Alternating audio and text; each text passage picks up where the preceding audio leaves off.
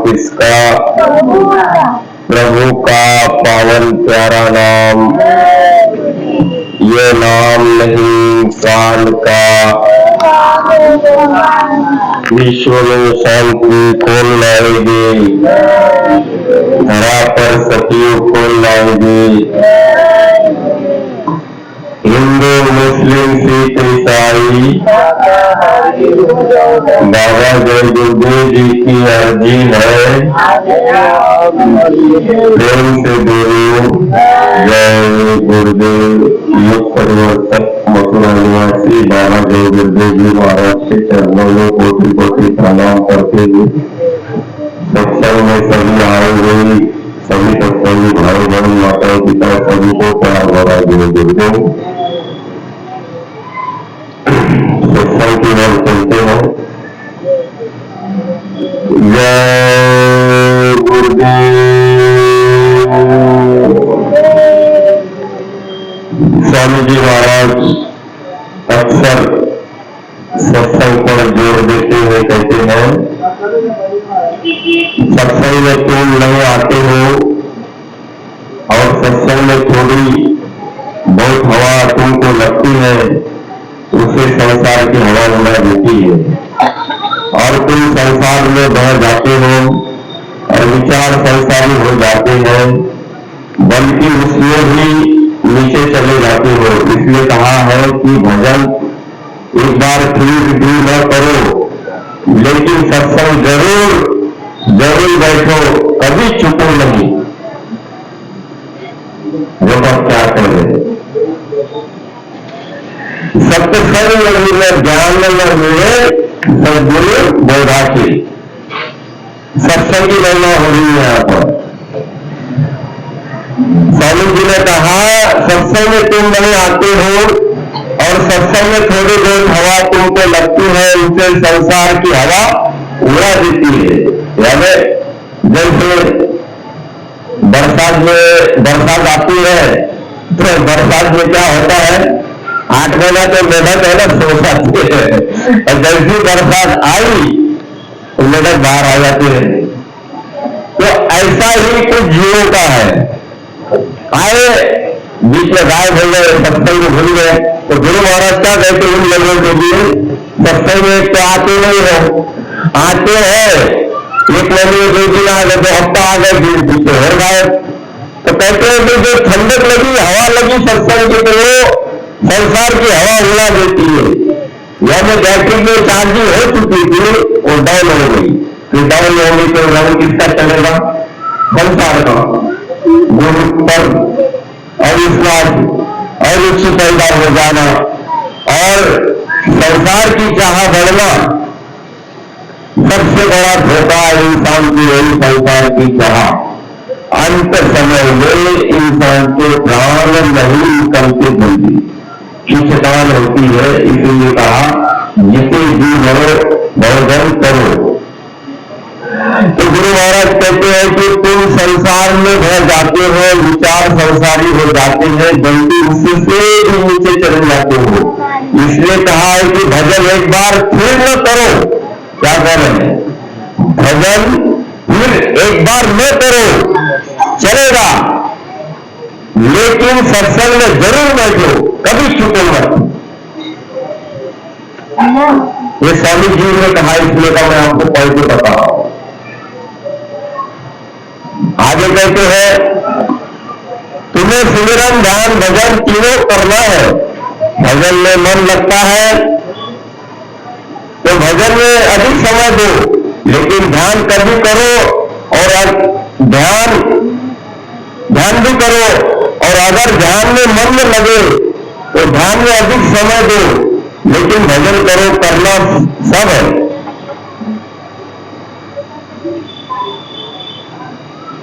आगे कहते स्वामी जी महाराज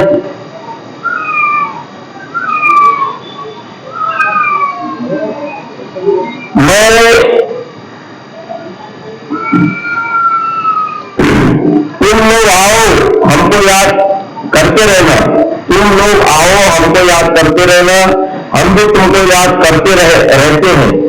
मैं पहले तुमको याद करता हूं, तब तुम मुझको याद करते हो। क्या कह रहे हैं? पहले मैं तुमको याद करता हूं, तब तुम मुझको याद करते हो। वैसे तो मालिक शब्द है, बराबर तुमको आवाज देता रहता है और बुलाता है। ये 16/3/1998 में कहा था। मैं बार बार कहता हूं कि सत्संग सुनो, आगे सुनने को नहीं मिलेगा। जिसके लिए आए हो वो काम करो, भजन करो। बेकार यहाँ पड़े रहना है तो अपने घर वापस चले जाओ। जय गुरुदेव। आए अब सत्संग की ओर।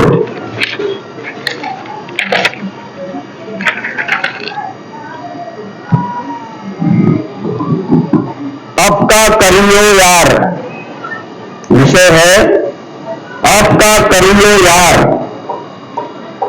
प्रातः यह लोग कहते हैं कि पूजा पाठ भजन बंदगी बुढ़ापे की चीज है।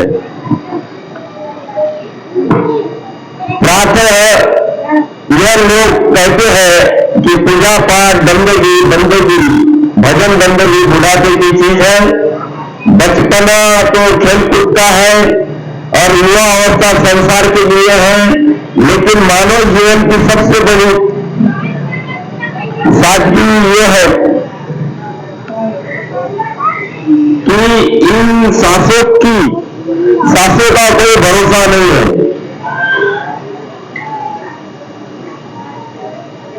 कि कौन सी सांस किस अवस्था में आखिरी बंद रह जाए। ऐसी घटनाएं तो हमें रोज देखने को मिल रही है आज के समय में, जबकि ये ठिकाना ही नहीं है कि मौत कहां और कब किस रूप में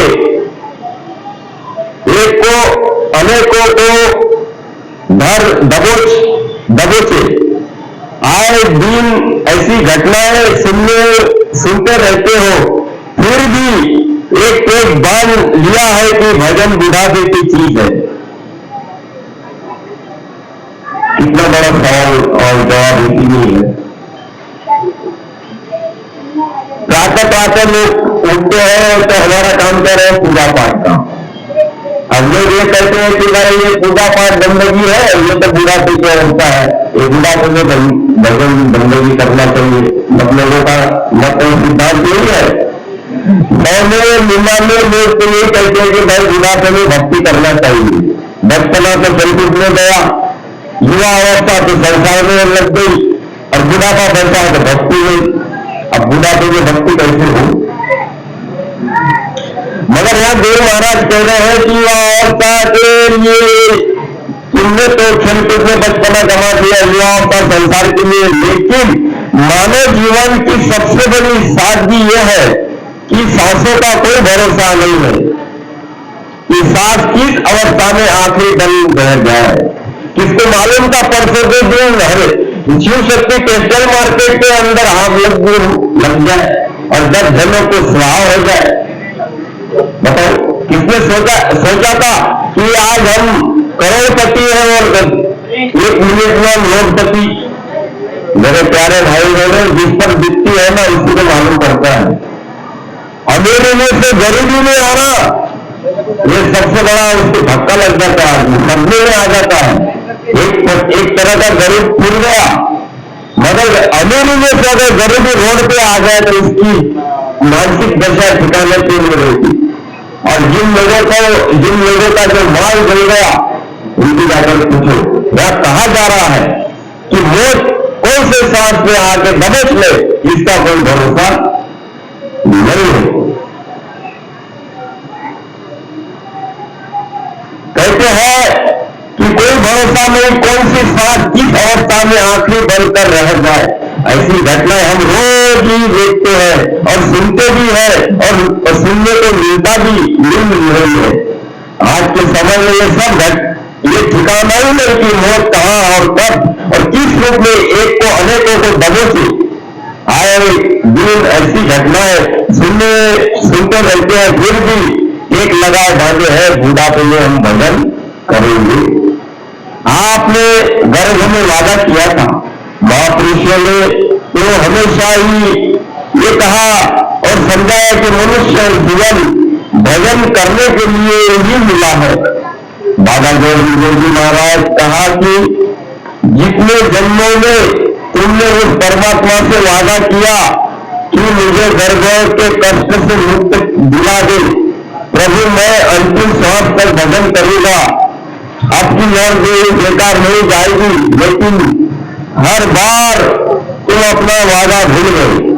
गर्भवास में कौन किया था नाम जपूंगा मैं तेरा, इस झूठी दुनिया में आकर नाम भूल गया मैं तेरा।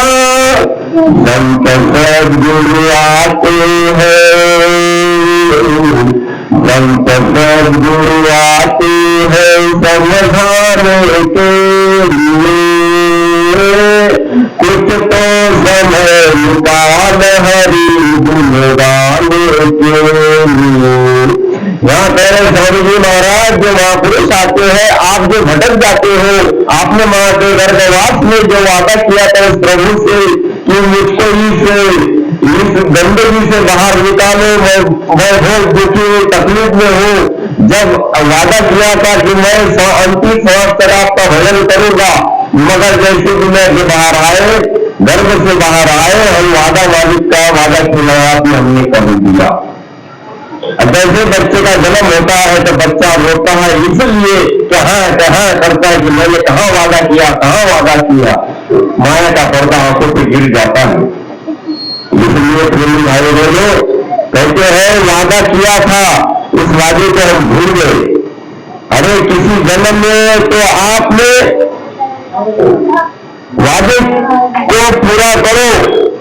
गुरु महाराज कहते हैं अरे किसी जन्म में तो अपने वादे को पूरा करो, जबकि समय का योग ऐसा जुड़ गया कि तुम्हें बताने वाला, जगाने वाला, चेताने वाला, समझाने वाला, चलाने वाला मिल गया, तब भी तुम नहीं समझ रहे हो। अरे प्रभु कितनी बड़ी बात कह रहे गुरु महाराज, तुम्हें बताने वाला, जगाने वाला, चेताने वाला, समझाने वाला, ये चलने वाला, मैं तुमको याद करता हूं तो तुम मुझको याद करते हो। इसका मतलब साकारी प्रचार में हम जा रहे हैं, हमारी बुद्धि से नहीं जा रहे हैं। यह अहंकार कभी मत करना कि हम साकारी प्रचार में जा रहे तो हम अपने बल से जा रहे हैं। ये नहीं है, ये तो माया हमारे पीछे तो हाथ देते पड़ी है। संसार से ज्यादा, खाने पीने वालों से ज्यादा संसार काल सत्संग के पीछे हाथ धोके पड़ा है। ये याद इस बात की याद कर लेना। जितने खाने पीने वाले दुख तकलीफ देने, उतने दुख तकलीफ में सत्संगी भाई बहन है, परेशान है। क्यों?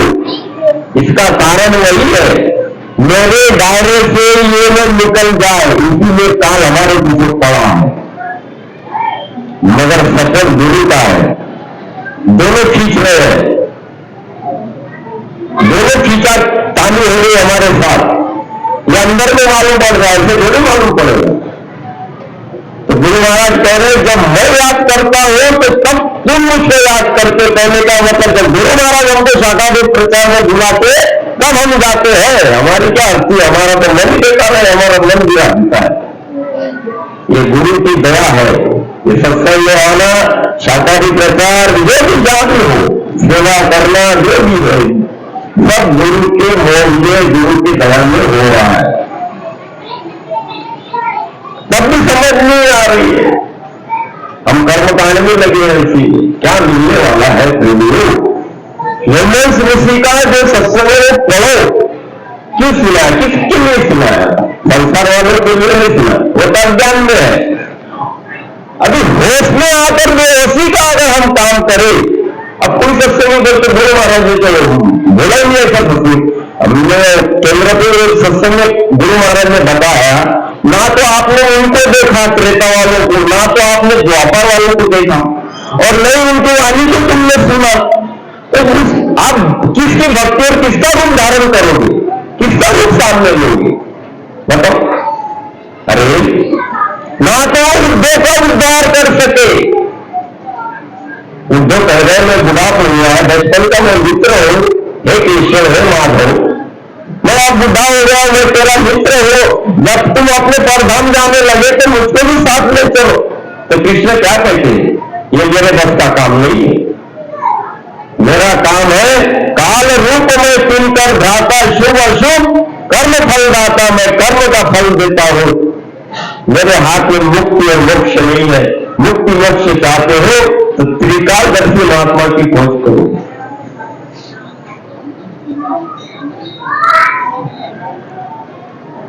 तो प्रेमियों, जब ऐसे विकास की घटना हमारे सामने है, अरे महाराष्ट्र के संतों का देख लो, बोलेगा नामदेव महाराज गुरु करने से पहले जब वो ऐसे अभंग बोलते थे तो पाषाण की मूर्ति ऐसी दौड़ती थी, इतनी शक्ति थी उनमें। तेरी गौरवा काका ने कहा, गौरवा कुमार गौरवा काका ने, नामया तू अधूरा है, जब तुझा अभंगामध्ये जब तेरे कीर्तन जब तो भजन गाता है तो पाषाण की मूर्ति तेरे भजन में बोलती है, तेरी बोले तू अधूरा है।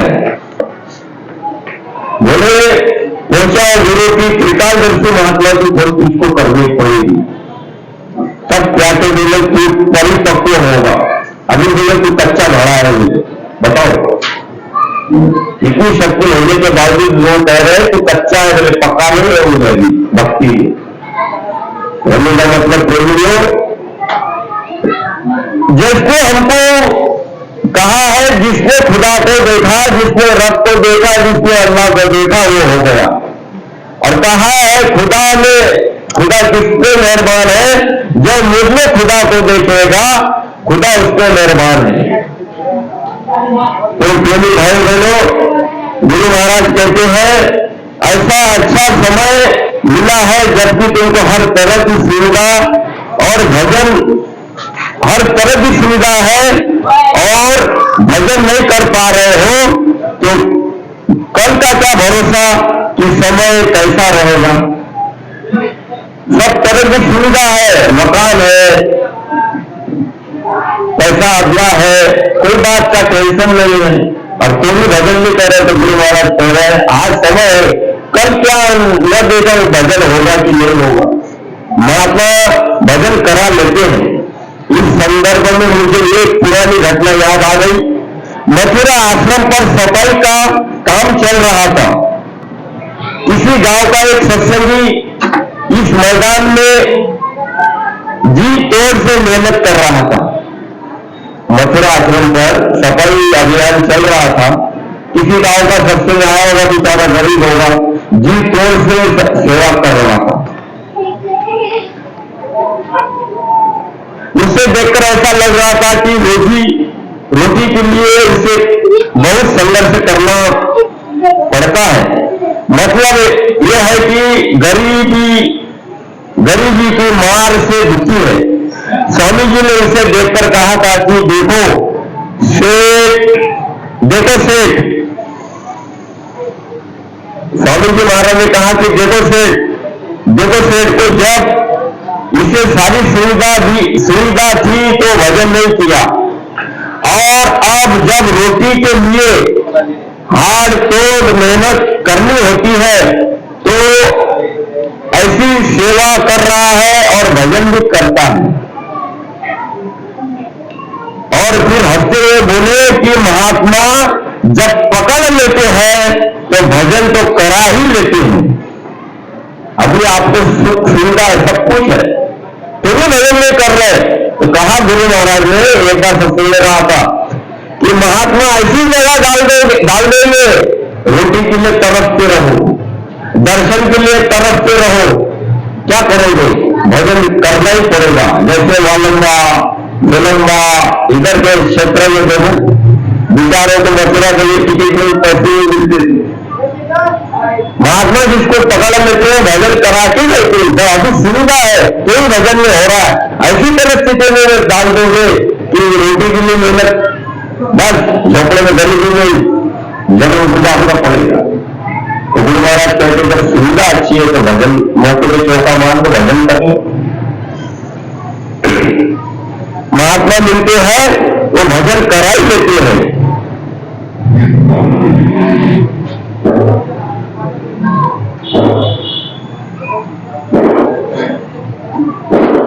सुविधा के बीच रहते हुए भजन कर लो तो अच्छा है, नहीं तो चारों तरफ से ऐसी कसरत कर देंगे फिर भजन तो करोगे ही।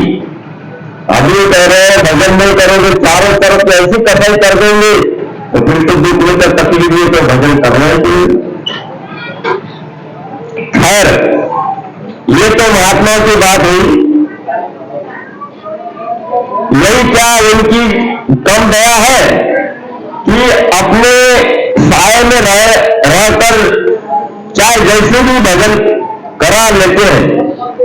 अरे कह रहे हैं यही क्या उनकी कम दया है कि अपने साय में रहकर चाहे जैसे भी भजन करा लेते हैं। लेकिन जो बुढ़ापे की बात करते हैं तो उनके लिए सभी महात्मा कहते हैं कि बुढ़ापे में तो तुम दुनिया भी नहीं कमा सकते हो तो परमार्थ क्या कमाओगे। बुढ़ापे में कहते हैं खुद के लिए रोटी नहीं कमा सकते पेट के लिए तो परमार्थ तो दूर की बात है। बुढ़ापे में तो ना तो संसार का काम ठीक होता है ना परमार्थ का तो कोई दूर की बात है। कहते ना बचपन जो जवानी है जो कुछ किया जवानी ने किया। सुख में सुमिरन नहीं किया दुख में किया याद कहे कबीर का दास की कोई सुने फरियाद। सुख यानी जवानी, दुख यानी बुढ़ापा। इसको कहा ये नहीं खाने की सेव में लग रही पैसा दिया तो सुखी हो नहीं। सुख यानी जवानी, दुख यानी बुढ़ापा। सुख में सुमिरन नहीं किया दुख में किया यार सरल अर्थ है। बुढ़ापे में भजन कर रहे हो और जवानी में नहीं कर रहे हो। जवानी यानी सुख, बुढ़ापे यानी दुख। तो कौन सुने फरियाद। तो कहते हैं कल्पी साहब कहते हैं कि ये शरीर रूपी जो तुमको चोला तुम्हारा चोला है वो जर्जर होने लगा यानी थकने लगा। मन तो नहीं थका, इच्छाएं तो कामनाएं नहीं थकी, ये पर शरीर अशक्त हो गया मगर इंद्रिया और मन ये चालायमान ये कभी नहीं सकते हैं। इंद्रिया शरीर तो बुरा हो गया मगर अंदर जो बैठे चोर काम क्रोध लोग बोलता मन बुद्धि चित्त अहंकार ये कभी जवान बुढ़े नहीं होते। बुढ़ापे में मन और चंचल होता है, वासनाएं और सताती है, इच्छा और प्रबल करती है। मन तो नहीं थका, इच्छाएं तो नहीं, कामनाएं नहीं थकी, पर शरीर अशक्त हो गया। इंद्रियां साथ छोड़ रही है, घर वाले भी तुमसे मुंह मोड़ने लगे, तुम रोते चिपते हो, ऐसे में तुम क्या भजन करोगे। घर वाले कब भी बोलते भैया जब खटिया को तुमने पकड़ ली और चलना फिरना बंद और खटिया की सब टट्टी और पेशाब तो घर वाले तुम्हारी सेवा से इनकार। क्या बोलते बुढ़ा कम मरेगा और तुम्हारे लाख में दम ला के छोड़ा है। तो बताओ प्रेमी कौन किसका है, कोई किसका नहीं है। है तो केवल ये है इसकी बंदगी कर लो तो ऐसे अवस्था में नहीं चले जाओगे खटिया में। ये क्या काम की जिंदगी जब खटिया में पकड़ लोगे उसी में संडास करो उसी में पेशाब करो और घर वाले तुमसे नहीं रहे, क्या काम की हमारी जिंदगी, क्या काम की जिंदगी है भाई। जिसके लिए तुमने परिवार के लिए अपनी जिंदगी का ऊपर लगा दी वही तुम्हारे दुख के समय में तुमसे मुंह फेर रहे और जो मुंह नहीं फेर रहा है तुमसे उससे दोस्ती कर लो। साथ ये आने वाला है जब कोरोना से तुम तकलीफ और परेशानी से रह गए, कोरोना से पुकार करोगे मालिक उसको उठा ले, तुम्हारी हिफाजत करोगे। अगर रहेंगी नहीं तो उससे पहले तुमको उठाकर इस मंडल में ले जाकर दिखा देंगे, मगर तुमको ऐसी अवस्था नहीं आने के लिए नर्क में और मूत्र में बाप पड़ा है। इससे नाता जोड़ो, सच्चा है ये नाता। ये तो छोड़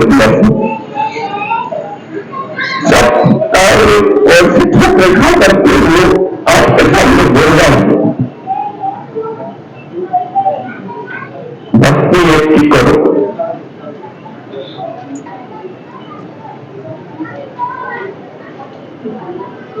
आपने गुरु महाराज को जाना ही नहीं है। अरे भक्ति का नाम ही प्रतिवर्ता है। कई उदाहरणों से स्वामी जी महाराज ने कहा। हनुमान राम के समय में अनेकों शक्तियां थी, मगर हनुमान जी ने क्या किया? केवल राम पर ही भरोसा। राम के अलावा दूसरे पर नहीं खड़ा होते।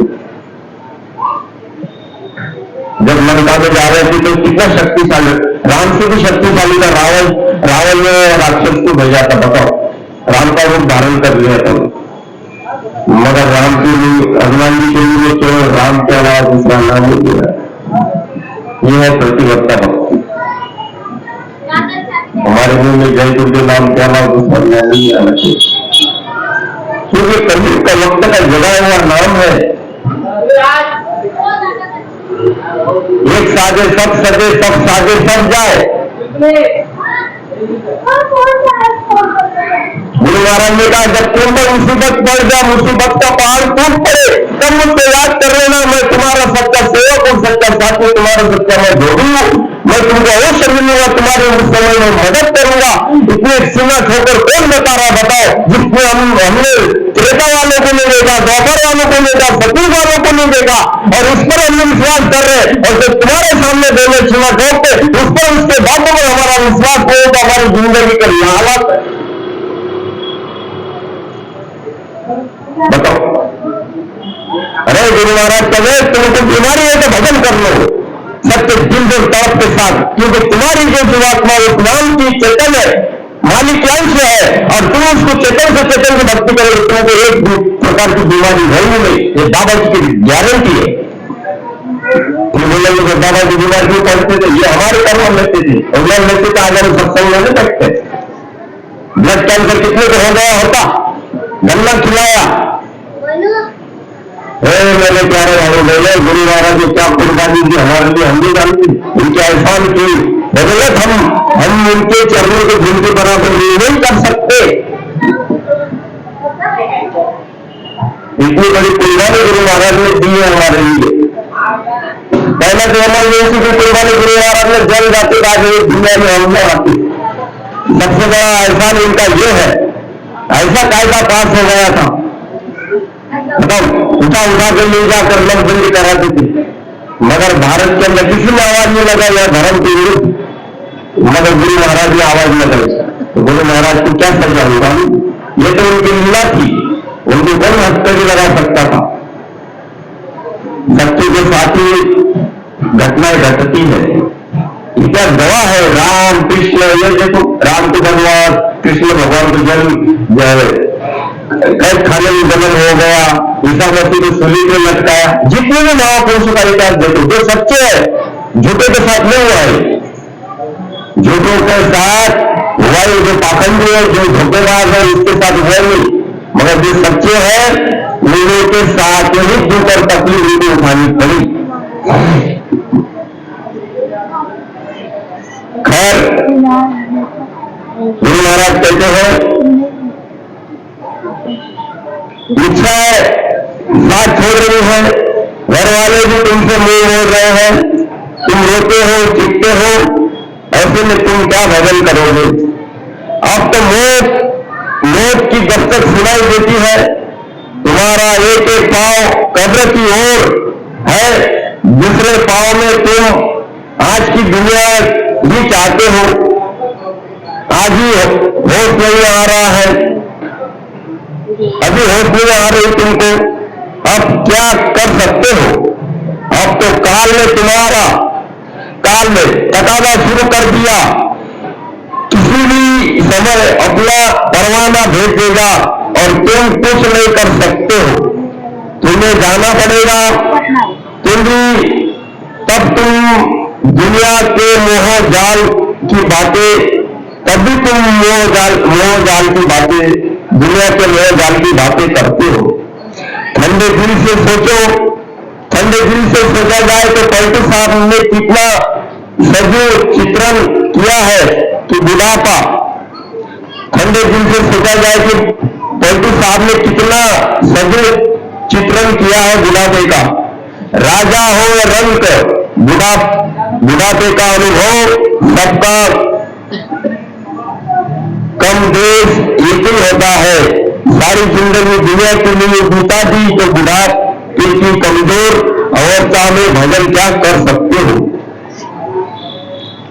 बुढ़ापे जिंदगी हमने गुजार दी संसार के लिए तो सारे जी कहते हैं बुढ़ापे में आप भजन क्या कर सकते हैं, क्योंकि आपके शरीर में होश और ताकत है ही। स्वामी जी महाराज कहा करते हैं कि जवानी के जोश में तुमको दुनिया के सामान चाहिए, तो जवानी के जोश में भजन भी होता है। कह रहे स्वामी जी जवानी के जोश में तुम दुनिया का सामान इकट्ठा करते हो, तो कहते हैं जवानी के जोश में भजन भी होता है। यही जवानी की सबसे बड़ी उपलब्धिता है।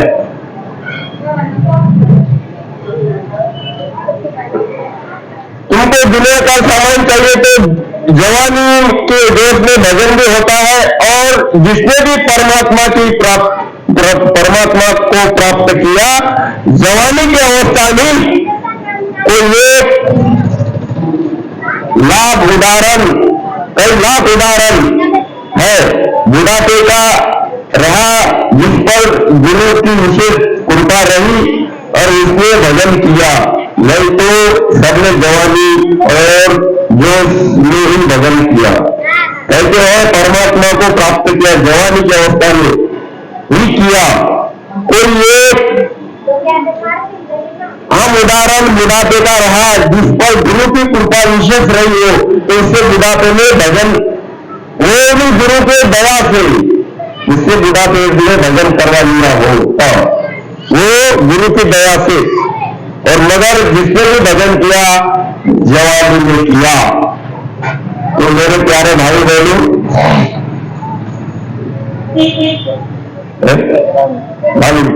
तो देखो ये स्वामी जी के कुछ वचन है। कहते हैं जो मालिक का दीदार करते हैं उन्हें फकीर कहा जाता है। फकीर किसको कहते हैं? जो मालिक का दीदार करते हैं उसे फकीर कहते हैं। भिक्षा मांगने वाले को फकीर नहीं कहा जाता। वो फकीर शब्द बहुत ऊंचा है। मालिक का दीदार करने वाले को फकीर कहते हैं, भिक्षा मांगने वाले को फकीर नहीं कहा जाता। खाना उतना खाओ जो आलस आसानी से पच जाए, गले का ठूस कर खाओगे तो बीमारियां तो आएगी ही। बात कर रहे गुरु महाराज, छोटे बन जाओ, दिन बन जाओ, तब तो मालिक तुम्हें संभाल लेगा। जैसे माँ अपने बच्चे पर हर तरह निगरानी रखती है कि कहीं भूखा तो नहीं है, गिर न जाए, ठंड न लग जाए, उसी प्रकार छोटे बनकर जो आज्ञा का पालन करते हैं महात्मा हर वक्त ऐसे सेवकों को भी सम्मान करते रहते हैं। तुम्हें सोते सोते युग और कल्प बीत गए, गुरु महाराज कहते हैं। आपने नामदान लिया तो सत्संग में बराबर हाजिरी दो। सत्संग में ही सब बातें समझ में आती है। सत्संग से कर्मों की धुलाई होती है, बीमारियां दूर हो जाती है। सच्चे मन से बैठो सत्संग में, यह बहुत बड़ा लाभ है। और झूठ क्या बोलूं, हमारे घर मोहल्ले में सत्संग को चौकड़ी मार दी थी, सीधी बात बोल रहा हूं। आज हम कैमरा पर गए, आते गाड़ी पर क्या बोल गए कि बोले सत्संग से बोले ठंडक लगती है। अब अंतर में तो बहुत दिन से समझा रहा, मगर घर की बातें घर वाले की समझ में नहीं आती। बाहर वाला आदमी चाहिए तब वो बात समझ में आती। जैसे गांव में अगर तुम बात समझाने जाओ गांव वालों को, नहीं, दूसरा आदमी बुलाना पड़ेगा। तब वो गांव वालों की बात दूसरे गांव से आए बात की वो आदमी की बात मानेंगे, मगर गांव वाला कितना भी ज्ञानी रहेगा, अरे ये क्या हमारे सामने का, ये क्या माने। ऐसे तो मोहराज जैसा बाबा जी के साथ किया था जेल में। बाबा जी ने क्या कहा था, तुम प्रधानमंत्री को तुम्हारे चावल मिला है, ये जो सिंहासन है गंदा होगा, इसकी गोवा में दिवा देना पंडित जी के हाथ से, और जब सिंहासन पर बैठोगे राजगद्दी पर तो पंडित जी के हाथ से विधि विधान के साथ पूजा पाठ करके तब गद्दी पर बैठना। मोहम्मद जी के भाई बोलेंगे तो मेरे सामने तो जाएंगे, ये तो मनुष्य है, ये क्या मेरे को ज्ञान बता रहे। तो बाबा जी ने कह दिया 26 महीना 21 महीना राज करोगे। बाबा जी ने 5 महीने का आशीर्वाद दे दिया। जनता पार्टी का चुनाव बाबा जी ने रिजल्ट में वो करवाए, सब उसकी लिस्ट हमारे पास है। 2 साल में क्या किया बाबा जी ने, क्या जल भरो आंदोलन कब किया, 2 साल में सब कुछ है इतिहास। तो न माना उसका नतीजा 26 महीना राज किया मोहरा जी जैसे। तो कहने का मतलब प्रेमियों, बात को मानोगे तो बात में हमारा फायदा है। तो छोटे छोटे युग बीत गए, कब तक तुम सोते रहोगे। बड़े भाग्य से मनुष्य शरीर मिला है, जल्दी दोनों आंखों के ऊपर तीसरे दिन में आओ तो प्रकाश प्रकट हो जाएगा। जीवात्मा की आंख खुल जाएगी, होश आ जाएगी, जीते जी मरना सीख जाओ। जब इच्छा हुई शरीर से अलग होकर आसमानों के ब्रह्मांडों में सैर की और फिर वापस आ गए तो मौत का खोज बंद हो जाएगा। तो नामदान मिला है, सत्संग में हाजिरी दो, सत्संग से सब बातें समझ। जो कहने लगी ठंडक मिलती है, तो मैंने कहा यही तो सत्संग का फायदा है।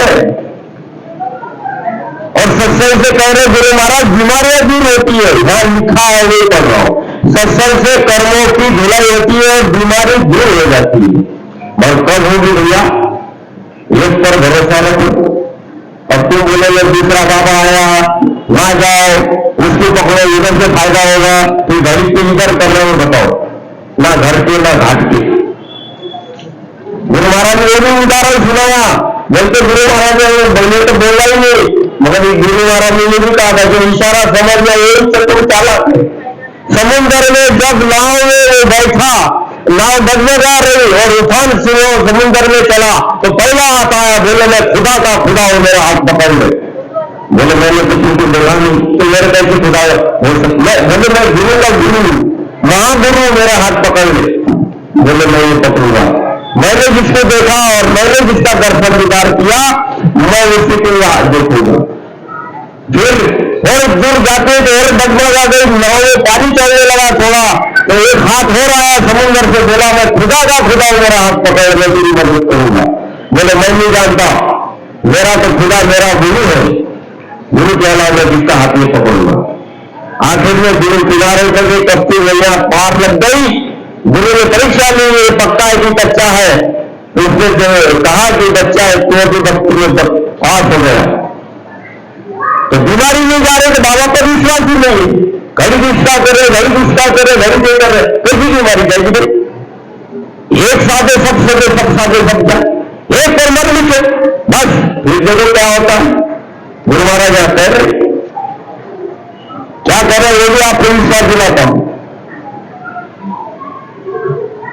क्या कर रहे हैं, छोटे बन जाओ, एकदम लाचार हो जाओ, मालिक बस मैं कुछ नहीं खाऊंगा, तेरे भरोसे, चाहे तू मारे या तारे, मैं दूसरे की तरफ नहीं देखूंगा। छोटे बन जाओ, दिन बन जाओ, तब तो मालिक तुम्हें संभाल लेगा। जैसे मां बच्चे पर नजर रखती है, ये उदाहरण दे रहे स्वामी जी महाराज, हर तरह निगाह रखती है कि भूखा नहीं रह जाए, गिर न जाए, ठंड लग जाए। उसी प्रकार छोटे बनकर जो आज्ञा का पालन करते हैं, देखो तो महात्मा हर वक्त ऐसे सेवकों की संभाल कर लेते हैं और करते हैं प्रेमियों। कई घरों का ऐसा इतिहास नहीं, कई घटना ऐसी हुई है, स्वामी जी महाराज ने मरते मरते बताया। अब जिसका जान लिखा है ऐसी भी कुछ घटना है। सेवा के अंदर मथुरा में कई प्रेमियों का ट्रक नहीं चला दिया, तो ऐसी भी घटना है। सेवा कर रहे बेचारे रोड के साइड में खड़े थे, तो काफी आती जाती, तो हम गए थे एक बार 2003 की घटना में होती, ट्रक वाले ने सीधा हाईवे पर प्रेमी पर चढ़ा दिया। अब उनके प्रारब्ध में तो उनको क्या कहेंगे, आधार मिलते उनके प्रारब्ध में नहीं खाता, एक्सीडेंट से मर गई सूरत की प्रेमी की। तो कहने का जीवन है एक पर भरोसा, एक तो साधु बस। वो हो सकता है जो भी सेवा करने को स्वामी जी ने दिया वो सेवा स्वामी जी के चरणों में अर्पण करता हूँ।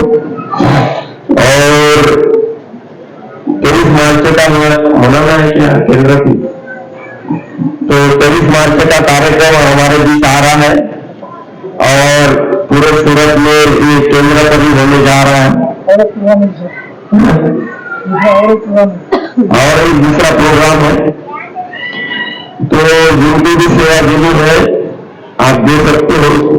शाकाहारी प्रचार में जैसा रोज तो हो रहा है, मगर किसका आना नहीं होता तो रविवार के दिन अवश्य हाजिरी दे शाकाहारी प्रचार में, क्योंकि जो तो हमारे लिए एक ही सेवा है, शाकाहारी प्रचार, सत्संग और भजन, ये तीनों हमको उस पर हमारा लक्ष्य रहे।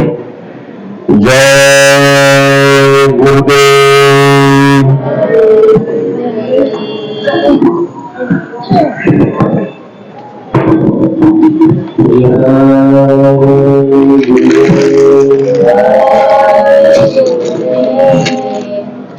मेरी बात हम बड़े धूमधाम से मनाते हैं क्योंकि उसे मुख्य जरूरत है। उत्सव को इतिहास के बारे में आपको उस दिन बताया जाता है। तो 2 जगहों पर सूरत के अंदर सत्संग कार्यक्रम है। सबसे पहले जो सत्संग कार्यक्रम है डिंडोरी के अंदर होने जा रहा 23 मार्च को,